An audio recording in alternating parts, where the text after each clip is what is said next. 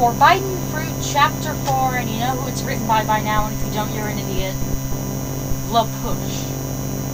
And no flames pulse. There's no point. If you didn't like my story, didn't read it. It's as simple as that. By the way, Atlantiana is not Marisu because she is not perfect. Not everyone in Styrie likes her. She has problems and she has flaws and she's unhappy. Would you like her life? I know I wouldn't. It's totally tragic and horrible.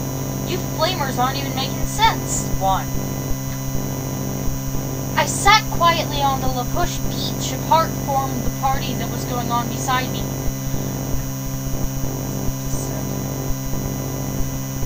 Mike Newton was following me around like a pulpy, and he was so boring. None of the things he had to say were interesting, but I was nice to him because he wasn't a bad guy. My thoughts were elsewhere. I couldn't stop thinking about the events of last night. When Uncle Larry had raped me, and I had had my scary vision in the forest, and a tall, pale guy had killed me his daughter. I didn't understand any of it. I felt so awful that I had been wrapped by that hideous pervy sicko, and I had been saving myself for the right guy and for marriage, and my virginity was torn from my grasp by that twisted guy. It was so cruel and unfair. It made me want to cry. Oh, Mike! What are you doing talking to her?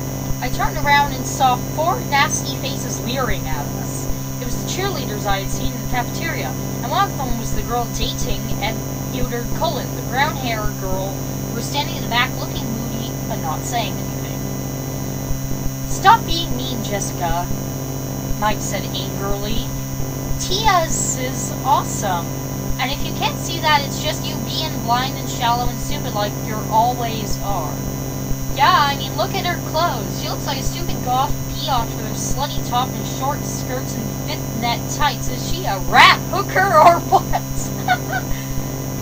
Jessica screamed. She was really ugly when she shouted, even though she was technologically a hot chick who was dressed in skimpy pink clothes. You know what, Jess? You and your friends are so shallow, and you are the real slut. You and Bella and Angela and Loru and may wear short skirts and low-cut tops and stuff, but that doesn't make you beautiful. It's what's underneath that counts, Mike shouted. Yeah, speaking of which, said a sly blonde girl in the gang who was called Lauren, pointing at me. What's with her breasts? They are huge. I bet they are fake. She laughed, and all her friends laughed too, even Bella and Angela, who had been quiet until then. I got up and pushed past them and ran away into the darkness. I could hear them all laughing at me, and I felt so embarrassed. I was really sensitive about the waist.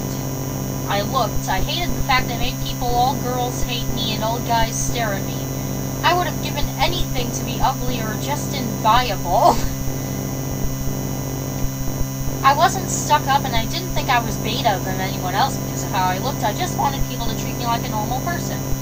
I couldn't help being slim and blonde with relay big boobs. It wasn't my fault. I hadn't done anything wrong. Are you okay? Said someone from behind me. Who are you? I asked. 3 relay pretty goth girls were standing out there smiling at me, and I smiled back. We are Tiffany, Abigail, and Rochelle, they said, smiling. You seem cool. Do you want to be our friends? Yeah, of course. I'm just a bit melancholy because those horrible cheerleaders are being mean jerks and saying my boobs were fake, I said.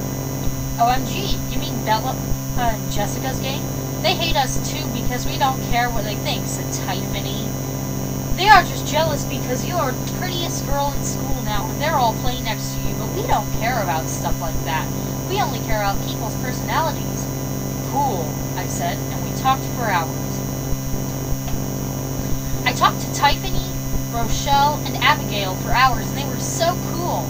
I never had proper friends before who didn't care what I looked like or where I came from. They just liked me for me. And I liked them because they were uber cool, and we had loads of stuff in common.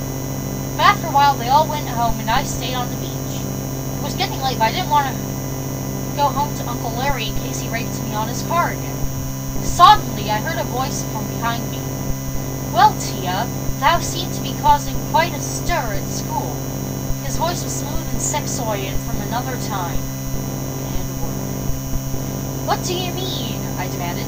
Basically, every gay at school wants to have sex with me, and every girl wants to eat me alive for it. How's that for causing a stir, my lady? He smiled and kissed my neck. Shut up, jerk! BTW, I met your girlfriend before. Bella, I think her name is. I don't like her or anything, but how the hell can you cheat on her like that and kiss me how you did? It's sick, you're a cheating bastard, and I should tell everyone. Tiffany told me you and Bella are like the school's golden couple or something. What would happen if I told people how you had acted in that corridor with me? OMG, sweet lady! I must not tell anyone, he screamed. It was a moment of madness, that's all. I'm so sorry for what happened. I hope thine can forgive me, but I've promised myself to Bella, and that's just how it is, no matter how much thou interests me. Fine, then stay away from me, I shouted as I left to go home, but he followed me and grabbed me and pushed me down on the grind.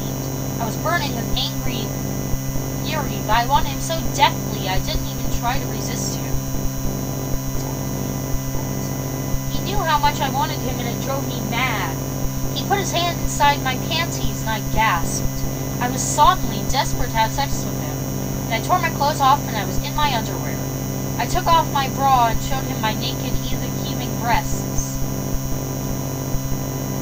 Have sex with me now, Edward, I whispered. I can't, he said, although his body was on top of mine and his fingers touched my nipples. Please, I'm begging you, I said, hating myself for being such a dirty whore, but I'm unable to control my burning desire. No! He shouted and ran away crying. I put my clothes back on slowly, feeling so ashamed and embarrassed I could hardly move. I couldn't believe I had begged him to do sex on me, and even worse, he had said no. I went home and Uncle Larry made me cook his dinner and suck his cock while he ate his food, and then he raped me and hit me with a shoe all night. And I didn't even complain cause I felt like I deserved it for being such a horrible slut, even though it made me want to die inside. Uncle Larry finally left me alone, and I thought about killing myself as I cried and cried as I fell slowly into a dreamless sleep.